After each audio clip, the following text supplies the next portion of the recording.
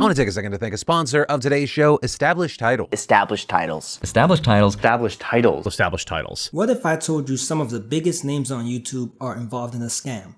These popular YouTubers have been promoting this shady company called Established Titles. Their project based on the historic Scottish custom where landowners are referred to as lords or ladies in English. And that means as of today, that's right, I'm officially a lord. So basically, you can become a lord by paying a few bucks to someone online. That's it. That's all you need. If that sounds sketchy to you, that's because it is. Let me explain. First of all, the company is being very misleading when they claim that they're selling land. They're not. They're actually selling souvenir plots. Here's why that's important. Souvenir plots can't be registered with the Land Register of Scotland, which means you don't legally own the land. In fact, the plot of land people buy can actually be sold to other people since it's not registered. Also, buying 1 square foot of Scottish land isn't enough to have the title of nobility bestowed upon you. Any country that has royalty members will have a specific authority that handles, tracks, and registers royalty. This specific authority will not come from a company selling $50 digital certificates with your name on it. Which brings me to the YouTubers promoting this scam.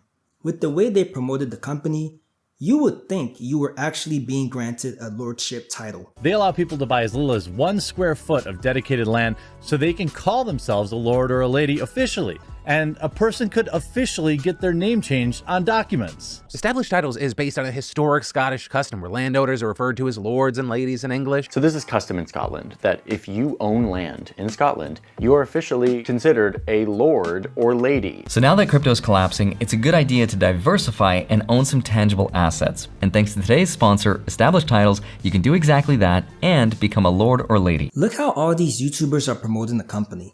They're saying you can become a lord and can officially change your name on documents. For the average person seeing this promotion, they will probably think it's legitimate and that they can buy a noble title from Established Titles. They wouldn't think that their favorite YouTubers were trying to promote something to them that has no real value. But that's exactly what happened. These big name YouTubers promoted something to their audience that was a scam, which begs the question, did they do any research on the company before promoting it? Because any sort of due diligence would have arrived at the conclusion that this company was a scam. I mean, check out their commercial. When you buy land in Scotland, you are legally referred to as a lord or lady. Are you joking? No, it's totally legal. I'm a freaking lord! You made me a lady! After watching a clip like that, I would research the company or even Scottish laws pertaining to noble titles. But it seems like these YouTubers didn't even do the bare minimum when it came to due diligence. And it's really sad because these YouTubers have a large audience that really trust them. Why would any subscriber think that their favorite YouTuber would promote something that they did absolutely no research on or any sort of due diligence? They would think that their favorite YouTuber vetted the company before promoting it. But these YouTubers do not care. This was a cash grab. This was a case of greed. These YouTubers do not care who they screw over as long as they get their money, even if the people who they're screwing over are their own subscribers. But to be fair, some YouTubers are being accountable. Jeremy, whose YouTube channel name is The Quartering, decided to pause ads. At this point, I'm going to pause any future ads for Established Titles. However, Jeremy says something I disagreed with. There isn't a single content creator that's like, I know this is they're not actually this, and then they're I'm going to take all their monies. No, that's not how it works. Jeremy's being short-sighted. He believes that because the YouTubers who promoted Established Titles didn't have some sort of evil or malicious intent, they shouldn't be criticized too much as if they're bad people. I disagree. There's a saying that goes like this: the road to hell is paved with good intentions. So even if these YouTubers had good intentions, they still promoted something that was a scam. Jeremy says something else I took issue with. People are dumping on some other creators, and that sucks, because that's just not the way it works. Most creators are just trying to, pay their bills or whatever, and so they take an ad. Big whoop, There's a fine balance between taking sponsorships so that you can pay the bills and not doing your due diligence on a company because you're blinded by the money. This isn't a question of whether YouTubers should take sponsorship money. I agree. Get your money. This is a question of whether YouTubers do their due diligence before promoting a company. I want to ask everyone this question.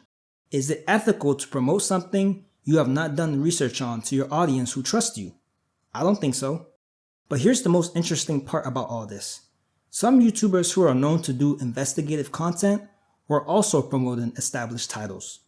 Johnny Harris, who has over 3 million subscribers and is known for doing deep dives on interesting topics, forgot to do a deep dive on established titles. If he did, he would have known it was a scam. The other YouTuber is Some Ordinary Gamer, who has over 3 million subscribers as well. The most interesting part is that Some Ordinary Gamer has partnered up with CoffeeZilla in the past to expose scams. So for him to find himself promoting a scam is quite the irony. These YouTubers need to be held accountable. They should address this issue and let their audience know the amount of due diligence that goes into them promoting a product or service. If no due diligence or research goes into it, then they should let their audience know that too.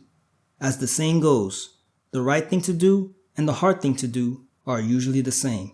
Stay safe out there. You made